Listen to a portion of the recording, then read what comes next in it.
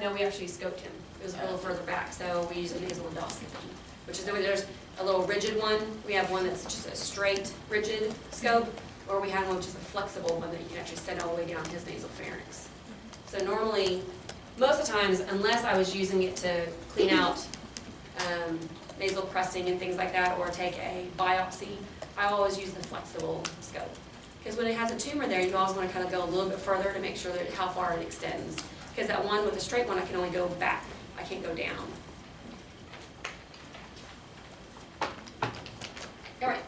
The next one is a salivary gland enlargement. So the other day we talked about sialadenitis, or sialadenitis. So this one is actually a mass that grows, slow growing, and it stays there. With sialadenitis, it can go back and forth, just because depending upon what's causing it, the obstruction, or if it's an infection.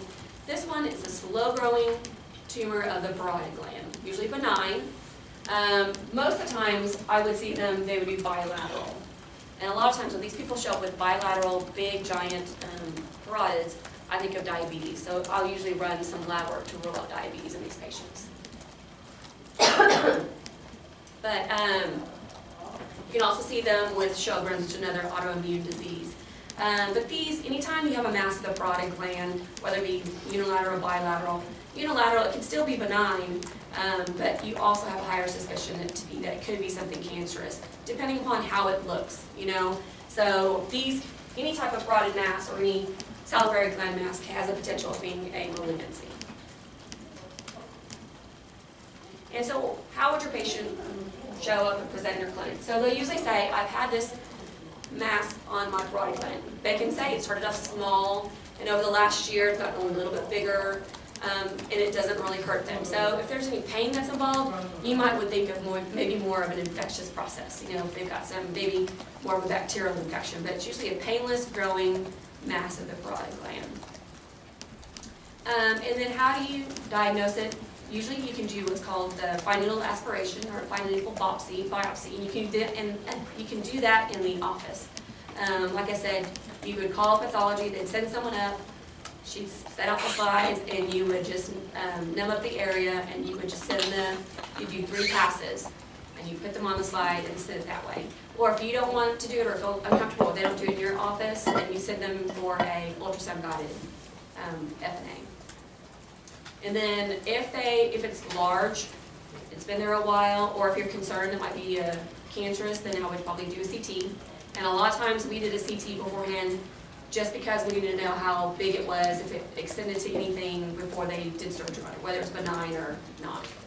And what structure are you worried about when you go and you cut out the parotid?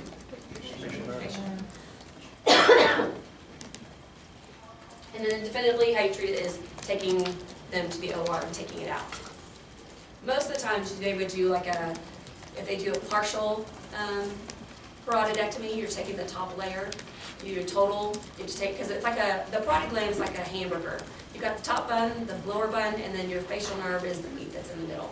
So when they do a total parotidectomy, that's a higher risk of getting that facial nerve injury. So a type of benign parotid tumor is called a pleomorphic adenoma. We used to see these all the time. So this is the most common benign tumor of the parotid gland. And I saw it most commonly in females, but even though it says here females more than males, I probably saw it equally. But signs and symptoms, again, just slow growing, painless, single nodule mass. So when they say single nodule, usually if you feel it, you just feel one big lump. So sometimes a multinodular, you feel a couple of little bumps in there. And so that sometimes a multinodular makes you more concerned that it's not something benign.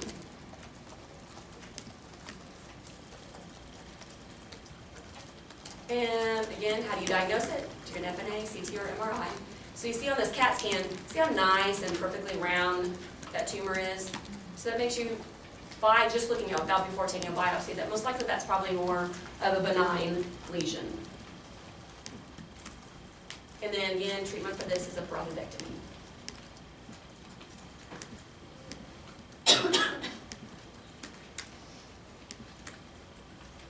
And the next one, second most common is the Warthin tumor, or Warthin's tumor. We used to see these a lot as well.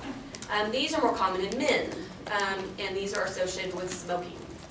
The pleomorphic adenoma, it's not really associated with smoking, but this one is. So if I were to give you a scenario and there's a past medical history that they are smokers, which one would you choose? The Warthin's tumor, okay?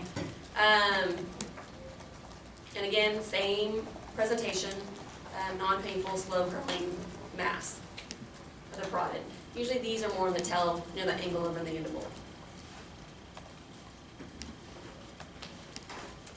And there's a new term for it. It's called papillary cystadenoma lymphomatosum, that I used to always just call it a Warthin's tumor.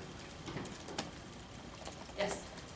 So how do you tell the difference between like that and then just the like the other ones that are just like you can't, not till you, technically it's presenting symptoms, you know, history, and then when you biopsy it, when you take an FNA.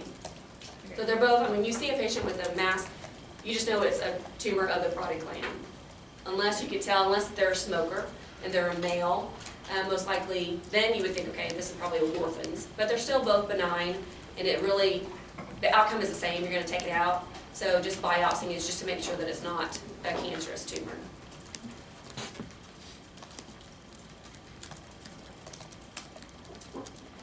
Just another picture.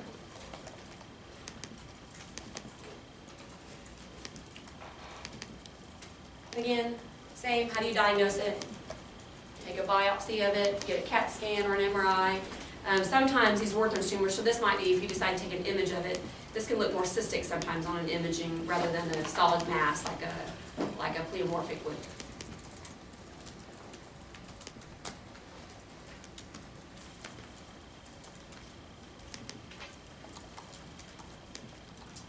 Any questions about salivary gland tumors? So we really tell differentiate between silodenitis and this is the onset of symptoms. You know, these have been growing for a while. The silodenitis are usually more acute, can occur when they're eating. So you kind of think about the symptoms to kind of help you differentiate, and especially how long has it been there. These will be growing for a while. Okay, this one I just put up here because I didn't know where else to put it. But these are, this lady on the left came into the clinic. She complained of a lesion on her tongue. So when I went in, I saw her and I was like, huh. I was like, I have no idea what that is. So I numbed it up, took a 11 blade, sliced it right off, and sent it off to pathology. And it came back just a benign soft tissue. So if you can see, a lot of lesions on the tongues and things in the mouth can occur due to trauma. So hers, look, she's got that missing tooth up there. So basically her tongue, probably that portion of that tongue, sits right up in that crevice. And it rubs up against her other tooth, which looks a little cracked right there, the back tooth. So it probably rubs up against her tongue or rubs up against the sides of those teeth. And it causes just a growth, tissue mass. But it ended up being benign. The other lady on the hand, did that look, would you be concerned if it showed up in your office? So I did too. So this lady was, I can't remember if she was a smoker or not. But I saw that, but this is the weird thing. She said it's been there for almost a year. She'd seen someone else for it. So it made me think, okay, most likely it's not a cancer. Because usually if it's a cancer and it's been growing for a year, it would have eaten half of her tongue by then. So I biopsied it and it came back benign. And so she came back, I put her on some, like an ora-based gel, some steroid for her tongue, and all it did was make it whiter. It didn't really make it go away. I even scoped her to make sure there was nothing on the back base of her tongue. And then when my attending came, like so for the second time or the third time, he happened to be there, so I brought him in, and he told me the same thing. He goes, put her tongue back into her mouth, and had her kind of barely open her mouth. And sure enough, up top, she had a tooth that's all jagged. And so when her tongue sat inside her mouth, it would rub up against that tooth and cause an ulceration. But that too came back benign. But like the one on the left, she came in, I was pretty sure it was going to be benign. I just didn't know what it was. But the one on the right, I wasn't for sure. Just because the way it looked, and it was ulcerated, had a little crater to it. So I was more concerned about that one. That one, the one on the left, I knew it was probably just from bad dentition. But I love biopsying the tongue. Patients don't like it, but just because it bleeds and stuff. But But the tongue is amazing. You'll biopsy, like that lady biopsied it probably 2 days later. It was always already on its way to healing. Yes? Do mouth cancers like grow a lot faster than like other ones just because the mouth does heal so quickly? They can, just because majority, and we'll get to that here, majority of oral cancers are squamous cell carcinomas. So they can tend to be faster growing. Okay. All right. Pre-malignant lesions. Did you guys talk about leukoplakia or erythroplakia in derm at all? Both of them? Or just one? Sure. Just the leukoplakia? Okay. So leukoplakia is usually a and it really doesn't fit anywhere. But most of the times people think of leukoplakia as a precancerous lesion. They usually appear white or gray, usually on the mouth or the tongue. But they're really not sure what causes them. These are a few things. So the majority of them that we used to see why people got them were, again, depending on where it was, but smokers, and then people who had poor dentition or bad dentures that were ill-fitting, and then those who drank. Just because you have that constant cell turnover with smokers and drinkers. So smokers and drinkers, when it comes to head and neck cancers, they're almost like synergistic. So majority of the patients that come in, it's because they drank and smoked. There were the few that came in that didn't smoke and drink, and those were the ones that always freaked me out because I felt so bad for this 60-year-old grandmother who never smoked or drank, and she didn't have, her biopsy didn't come back HPV or anything like that. It was just bad luck, you know, bad genetic, maybe some type of mutation within her cell line somewhere. But so this is what leukoplakia is. So it's a white patch on the tongue. And so, you know, think about white patches, you gotta think, okay, what else can be a white patch? Yeast can be a white patch. Lichen planus, you guys learned about lichen planus, right? It can be a white patch in the mouth, or just a coating on the tongue, like the start of a hairy tongue. But these don't scratch off. So leukoplakia, you generally cannot scratch off. If it does, you'd be a miracle. I don't know how you would get it off, but they generally do not scrape off. I think I kind of said that. So, and usually these patients, so I had a patient once, he had seen his dentist and had a patch of leukoplakia for, I think, for a year or two, but his was a pretty big patch. And he'd had it biopsied before by his dentist and it came back benign. But then all of a sudden he noticed that it started to grow, started to look a little different, was more ulcerated in certain areas. So he came to see us, and when I was in, and I biopsied it in the clinic, and I biopsied a section that still showed up benign. But it still wasn't convincing me because it looked like it was a cancer. So we sent him to the OR, and the doctor took a biopsy, a frozen section while he was asleep, and it turned out to be a squamous cell. So the leukoplakia turned into a squamous cell carcinoma. Over time, it can do that. How do you diagnose this? Just looking inside the patient's mouth. And usually they'll come in saying, I've got this patch on my tongue. It's been there a while, or I've just started noticing, or they'll say a rough patch on their tongue and it's white. But usually, a lot of times, if you biopsy it, you can watch it. So you bring the patient back every 3 to 4 months just to take keep an eye on that patch. Tell them if it changes, you let them know. If it grows, you let us know. Or you can take them to the OR and they will laser it off. They usually take the thin top layer of that leukoplakia off.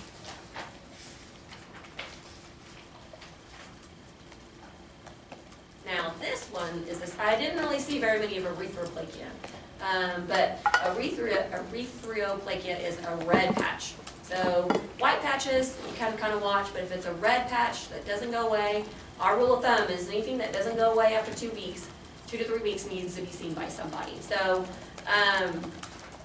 usually a red patch on the tongue, you want to think it's a pre-malignant condition. So it needs to be biopsied and probably taken off. And erythroplakia is 17 times more risk of becoming a cancer than leukoplakia. So red is bad, white's okay. Just like wine. Red wine, no. It's actually the opposite. Red wine is supposed to be good for you. Wine's bad. And a lot of these are usually found on the floor of the mouth, so at the bottom of the tongue. Or what we call the buccal vestibule, so inside the cheek area. And then the soft palate. the back part of the tongue. Yes. How are you doing biopsies on all of these? Is it like a tiny little punch, or is it like a Yes, small I usually shave, use a or- punch biopsy. Unless it's pedunculated like that one on her tongue, I use a 11 blade to cut it off. But most of the times it's a punch biopsy, yes. Okay, this may be a dumb question, but you said that whenever you're taking a biopsy at the time you're doing anything, it bleeds a lot. And it heals quickly. But what are you doing for your patients who are just bleeding into their Well, so mouth? they're not bleeding, when I say that, it's not like profusely bleeding, it's like local. So just because think about your tongue, remember in the anatomy how vascular your tongue is? Think about when you bite your tongue, how painful and it can bleed easily. So majority of them, unless they're on Coumadin or some type of anticoagulant, I will usually, I think, we're not, well, this is what we were taught in PA school. When I went to PA school, anything that you can stick out, you're not supposed to put epi in it, right? We use epi everywhere in the head and neck clinic. So, so the epinephrine helps constrict the blood vessels so it doesn't bleed as bad. But my patients, they don't leave the clinic. If I have them hold pressure, so I'll take a piece of gauze, stick it on there, and they hold it in their mouth, and then I'll go back and check, after 10 minutes. And if it's still bleeding, I take out one of those little silver nitrate sticks, and I cauterize it. They don't like me because it stings, but hopefully it's still numb for me, numbing up that area. But I've never had anybody that bleeds profusely, but there's some that, even though they were on thinner, so what I do is I'll inject it with epi and lidocaine, and I'll let them sit there for 10 minutes before I biopsy it if they're on an anticoagulant, but sometimes they still bleed like crazy. But it's not like gushing out like that, it's just bleeding locally. And like you say, because like in the mouth, all that saliva, so a drop of blood looks like a bunch of blood, and so just pressure, and then I send them home.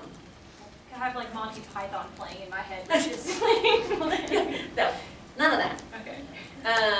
Again, you should biopsy these and then send them, you can either biopsy them or send them to an ENT, let them biopsy it, and then they'll do what's called an excisional biopsy, so they cut it out.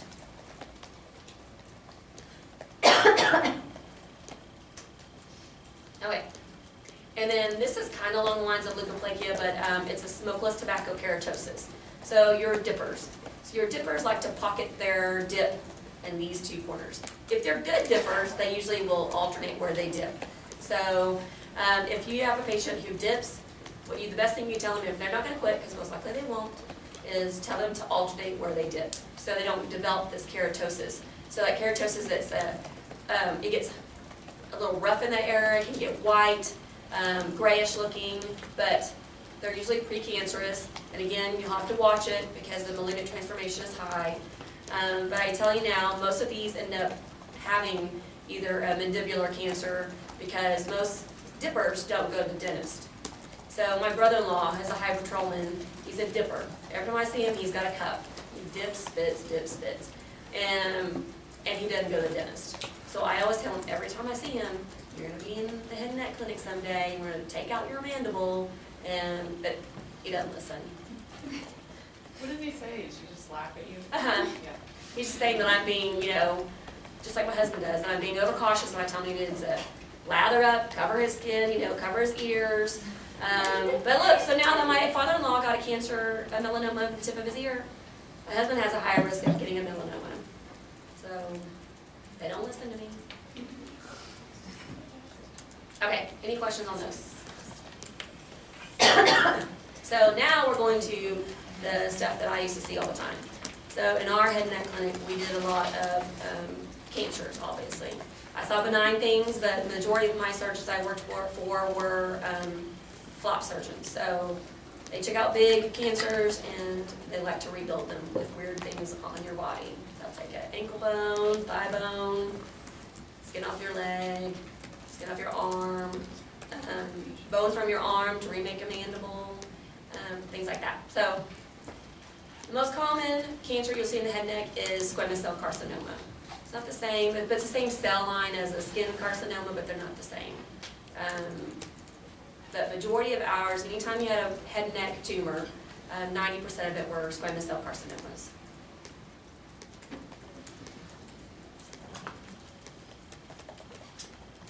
So with squamous cell, about 34,000 people are diagnosed yearly.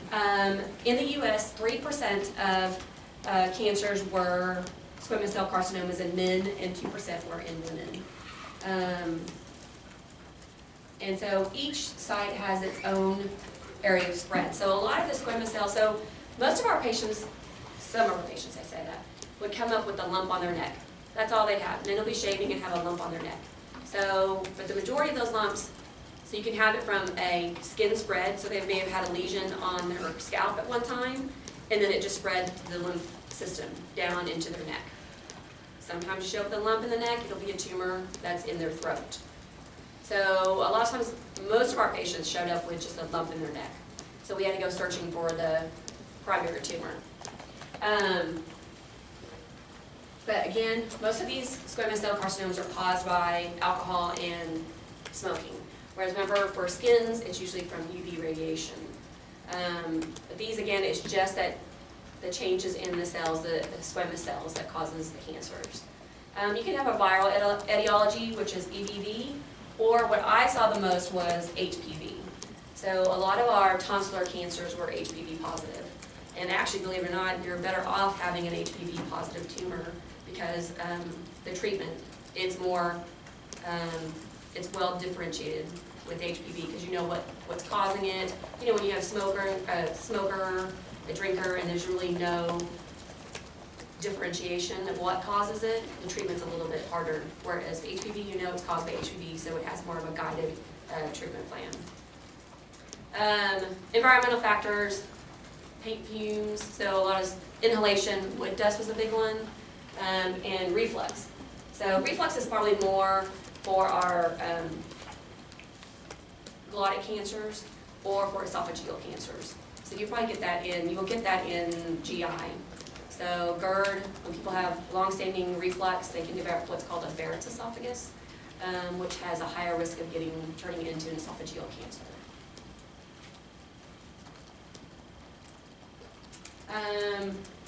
The bottom one. So we saw, again, those who were not smokers, drinkers, nothing like that. We saw a lot from ill-fit indentures. That's just from chronic irritation that can turn into a squamous cell.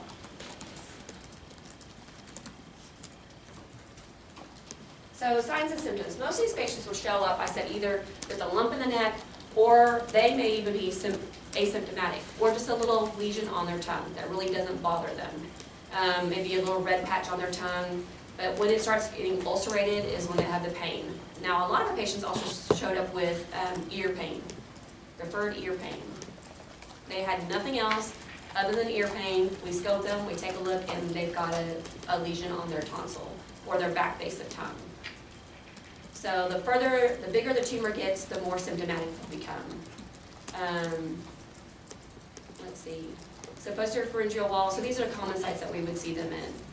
Floor mouth, I used to see a lot of tongue cancers. There's a lot of tongue cancers. A lot of base of tongue cancers. So base of tongue is the very back base of your tongue that goes into the nasal pharynx.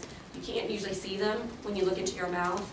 So a lot of times these patients just come in with a sore throat, which is a sore throat that won't go away. And actually I had a patient who had a history of I can't remember what type of cancer he had. He might have had a base of tongue or a tonsillar cancer. And I don't remember if he's like a year or two out, but he called and said, I just had this sore throat, which is kind of scary because how many of us have a sore throat? And you think, oh, it's nothing. When you haven't had any neck cancer, you tell them if you have a sore throat that won't go away, you need to see me. So he came in, I saw him, I scoped him, and I was like, oh, I looked inside his mouth, and everything looked fine, and then I scoped him, and I was going down, and then at the back base of his tongue, in what we call the, not his vallecula, so it's back there right by the epiglottis, there's a small little tumor sitting right there. There's no way you would have seen it just by looking in his mouth. So if the way you scope, if he hadn't just kind of pushed down that back base of tongue, I probably would have missed it. Because what I do is when I get down there, I take my scope and I scan left and right. Because then you look inside, and you also want to look back by the piriform sinuses where things can get caught, things like to grow back there, but it's right there in the vallecula, so it's right underneath his epiglottis. So we said that's a supraglottic tumor. But luckily it was small. They look big because it's a little camera, but they took him to the OR and they basically just cut that out, and he was fine after that. I bet you were his best friend. Yeah, I was. I was best friends for a lot of people, and then I was not, because there was one lady I'd seen. I had never met her. She was she might have been 10 years out from a tongue cancer. And I was doing her annual, because by then, after 5 years, you only have to see them once a year. And I was seeing her, did her exam, and on her tongue, where she had her glossectomy, there was a little bit of a scar. So, but the scar felt a little harder than the rest of her scar. And it wasn't red, wasn't anything like that, but I was like, it just didn't seem right. Took a biopsy of it. So she had a recurrence in a scar 10 years later, after she had already been treated the first time. So and once you've been treated, this is something you learned when I was there, once you've been in areas been treated with radiation, it can't be treated again with radiation. So she ended up having that, again, I think they did laser and cut off that scar area, and she was fine, because again, it was caught early. So, but I was, can you imagine, someone out 10 years, first time you ever meet them, you got to tell them about a recurrence of their cancer of their tongue. So, it was bad. And then tonsillars. We saw a lot of tonsil cancers. Now those, most of the times I send them to the OR to get biopsied, but one man who could keep his mouth open and didn't gag, I was able to numb up that tumor and sent a giant grasper in there and took a chunk off of his tumor and sent it off to pathology.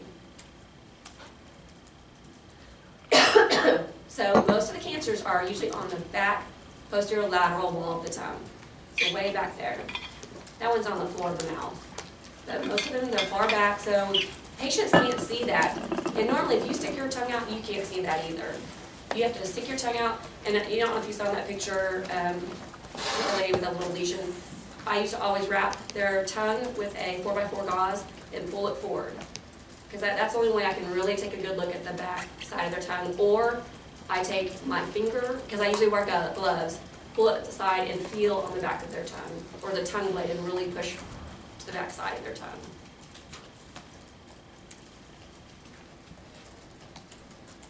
So this is an oropharyngeal. So do you see that big ugly mass in the back of this? So in that tonsillar area. This patient was actually a patient that I knew when I worked in internal medicine.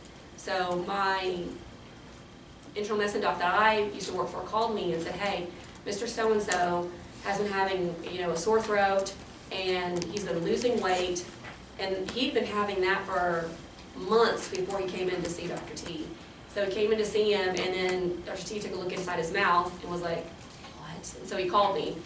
And this was actually, when I saw him, the picture that Dr. T sent me was about half that size. The patient, we tried to get him in so we could set him up for a biopsy.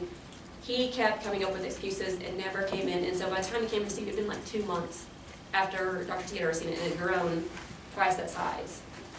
But you can see he has poor dentition, was a smoker, didn't really take care of himself. He unfortunately passed away from the cancer because it spread by the time he'd seen it. So it was basically a T4. I don't remember how many nodes were in there, but he ended up basically having chemotherapy or palliative care. These are just other pictures of some, how they can present. Look at that bottom right one. So basically that is pretty much that tumor is almost half of his tongue. So this is all tumor. So you see a lot of ulcerative, we call it ulcerative lesions. And so this one, I would call him exophytic. So it's coming out. And he had, remember I talked about that cancer breath? He had it. So this tumor had that smell of cancer. Usually those exophytic lesions like that, you can really smell them. And this is a cancer of the lip, so it's an ulcerated lesion, This I would say probably more of a papillary or exophytic. This one almost took up this whole time.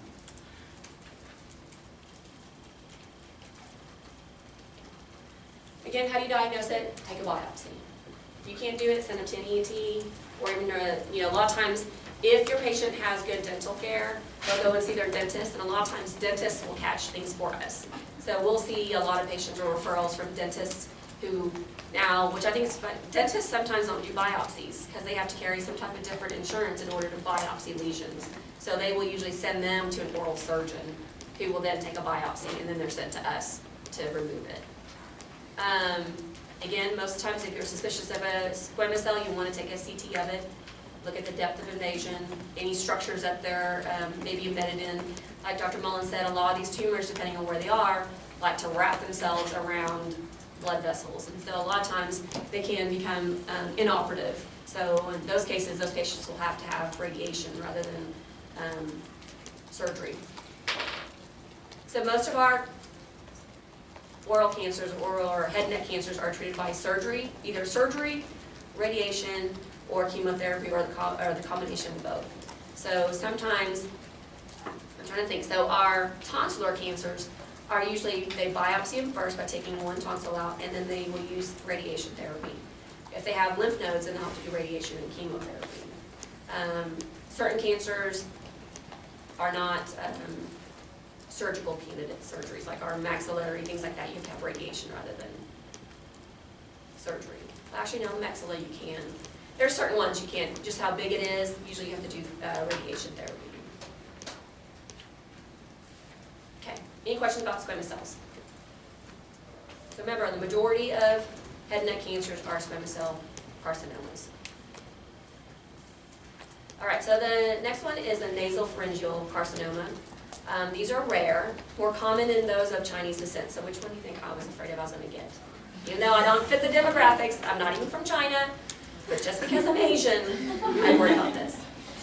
And you know, when they say it's rare, when you work in a head and neck clinic, rare means you see it every day.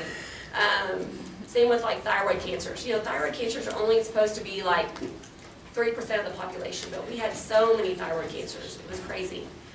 So nasopharyngeal cancers, usually a cancer of the nasal sinuses. Again, usually common in China, and I think it's because they eat foods that are high in salt, cured fish, and meat. That's the only thing I could see why it was in China that it's higher risk. There's other etiologies, that again, smoking.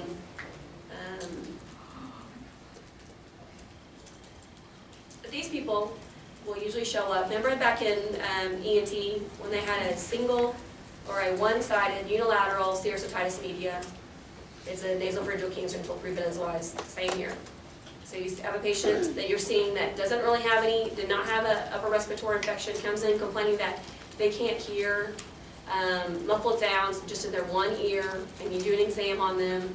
They don't really have any upper respiratory infections, no runny nose, itchy water eyes, anything like that. And you look inside their ear, and it's serous otitis media in one ear, and it's an Asian person. You need to send them off to be scoped. Because basically they can have a tumor that's pushing against the eustachian tube, blocking the eustachian tube.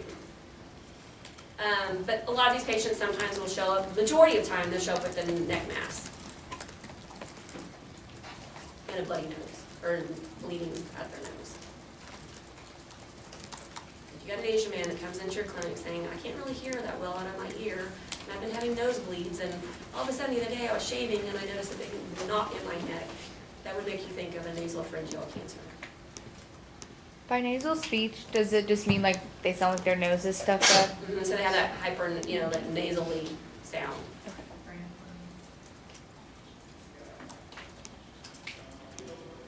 So this is a scope. So that's the tumor right there. And then see how it's bloody, so you can see why it bleeds. There's a little ulceration crusting in there. And so sometimes a tumor can get big and go over and block the eustachian tube. So you wouldn't see this unless you scope them.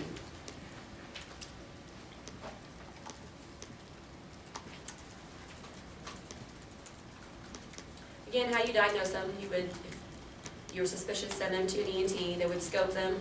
Sometimes you could draw an EBV antibody, but most times in our clinic we would just scope them, and then the biopsy. So there's a trend. So you scope them, biopsy, CT scan. For all head and neck cancers, that's what we mainly did.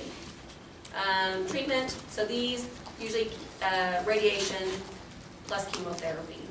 Sometimes you can do surgery, but for the majority of the nasopharyngeal cancers, just where anatomy-wise, radiation is probably the most commonly used therapy.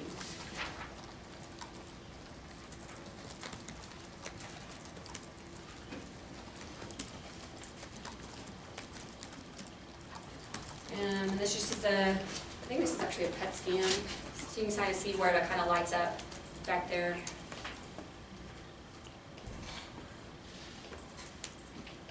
PET scans are cool though, because you can see all the brain lights up, and you're like, oh my God, his brain is full of cancer. No, it's active. Okay. Paranasal sinus malignancies, or I would say the most common in maxillary sinus cancers. These are, again, squamous cell. If you biopsy, it's usually going to be a squamous cell carcinoma of the maxilla. These tend to metastasize, and they do a lot of destruction locally. A lot of these chronic infections are the cause of it. Asbestos, sawdust, chemical inhalation. So any occupation where you do a lot of inhalation of hazards, you have a higher risk of getting a sinus malignancy. Just because that stuff sits up there, changes the cellular tissue, makes a lot of changes up in the nasal sinuses.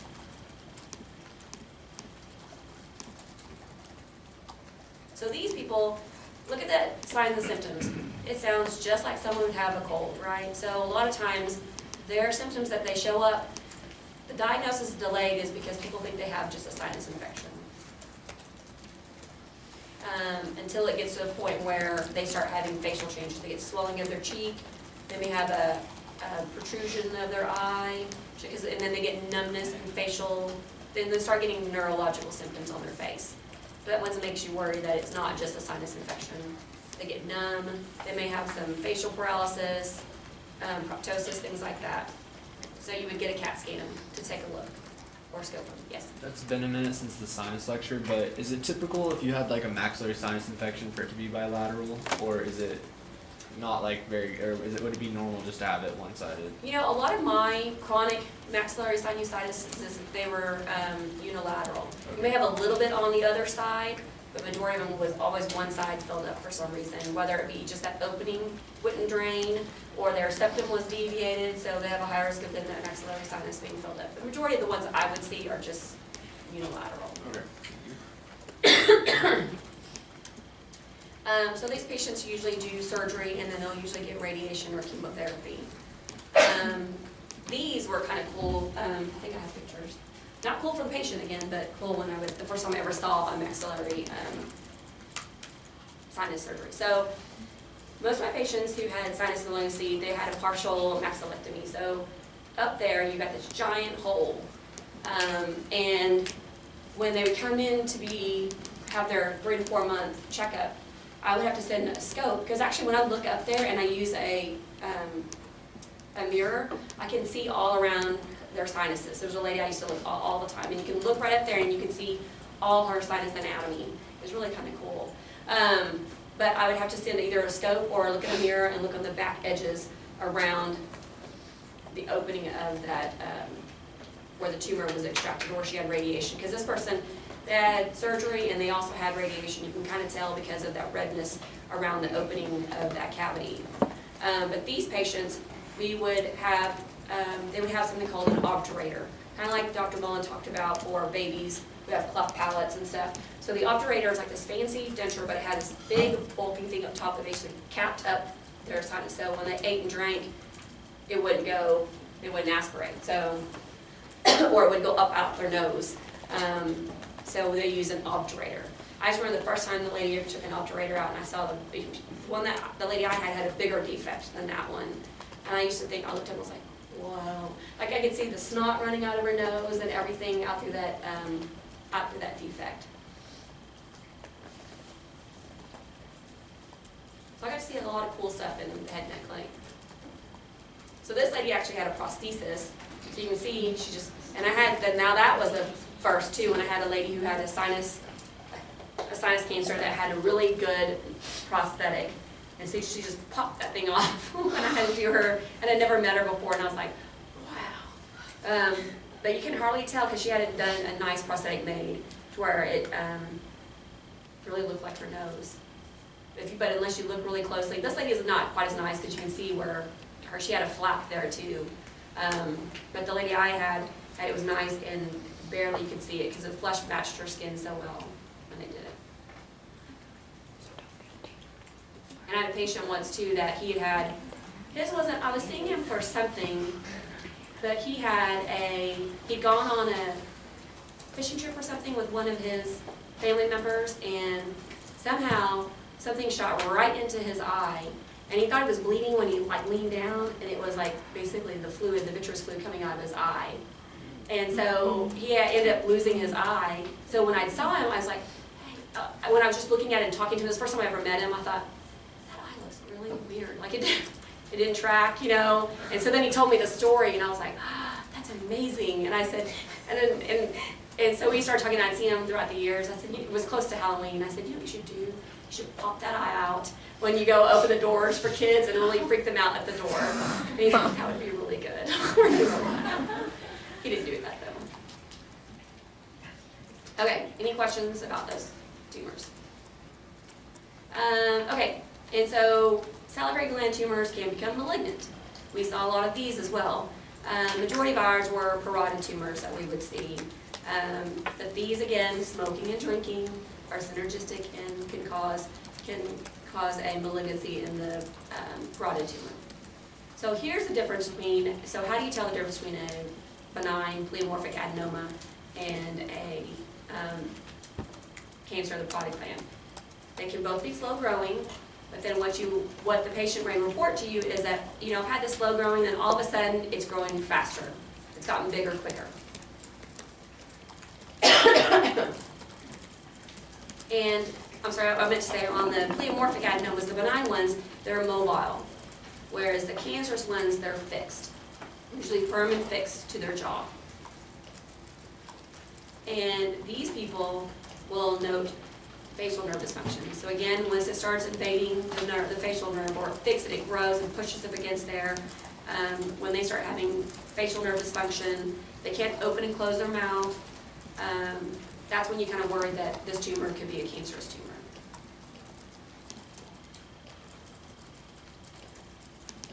It's just a picture of the parotid.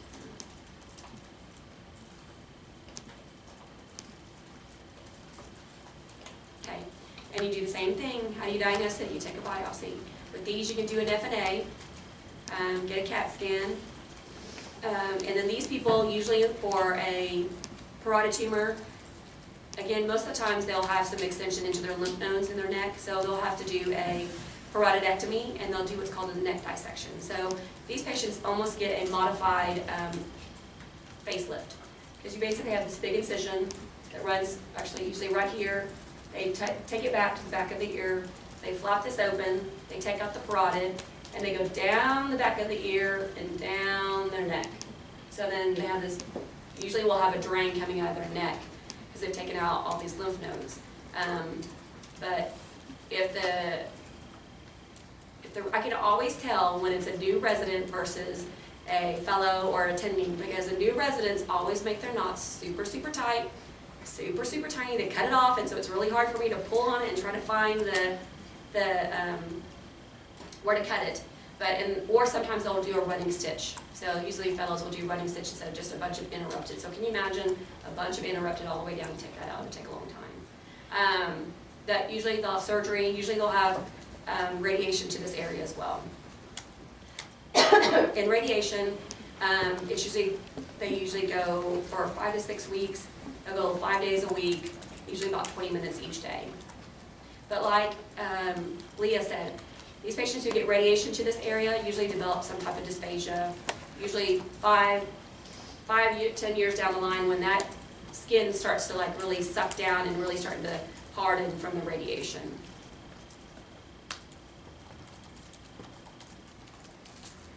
These are 3 different types that we would normally see that are parotid tumors. The mucoepidermoid carcinoma is the most common. Females more than males. And again, this is usually in the parotid. And then when you see them in the submandibular gland, it would be an adenoid cystic carcinoma. But I saw those in the parotid as well. But, and then a actinic cell carcinoma, so I would see those in the parotid as well. But there's tons of others. These are just the most common ones we would see. Again, removing the whole entire gland, getting good margins, and trying to avoid that facial nerve. But a lot of our patients, by the time the tumor's progressed, it's wrapped around that facial nerve. So sometimes if there's tumor in that facial nerve, we'll have to take that facial nerve with us. So they'll have paralysis on that side of their face, and after they've been treated, they can get what we call reanimation surgery, so they'll tuck their face up like this, and they over-tuck it, because with time, once we release that suture, it'll kind of slowly drop to where it should be. So a lot of times when they first come out, they're like, oh my God, I look like the Joker. But it's because we want to over-correct them, so as they heal and let down, when gravity starts taking over, it'll come back down where it should go. And then they'll usually see Dr. Moreau to help fix their eye. So they get some, so they can open their eye.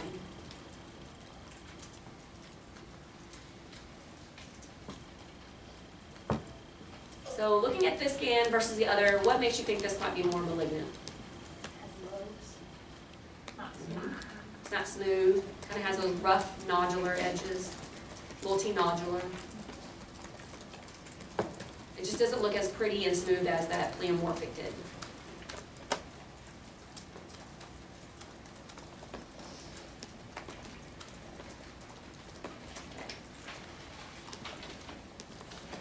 Y'all want to take a quick break? 5 minutes, we'll come back.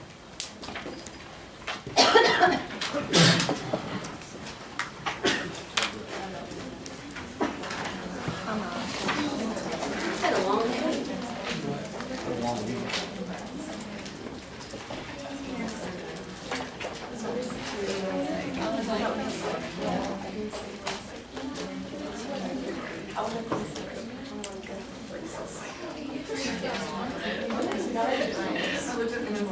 So tomorrow morning is your debrief with the SPs. Usually don't. Then the afternoon is your debrief as a group with your faculty members. That one, better.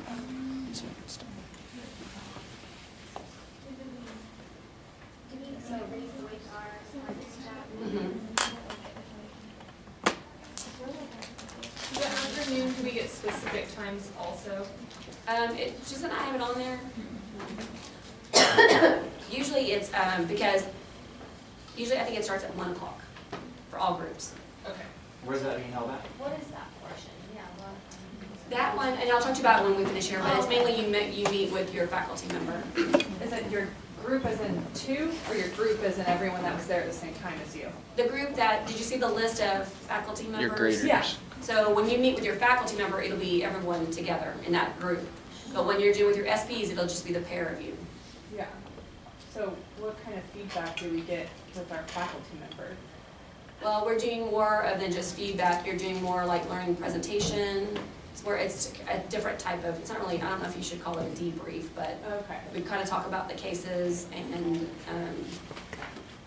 usually we try to have them present as a pair, practice presenting. But this time around, we were short a faculty member. There's so many of you all. Yeah. We won't be probably doing a Okay. presentation. Okay. So if we want, is our faculty member gonna be there too for our SP debrief? No. Okay, so if we want something just with our tiny partner, we'll have to schedule that.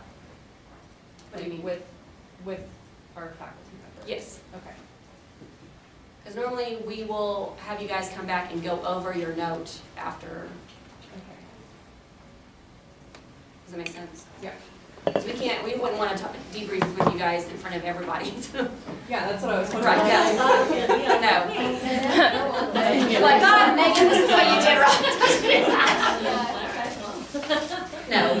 So that debrief isn't like, we're not going over you guys individually.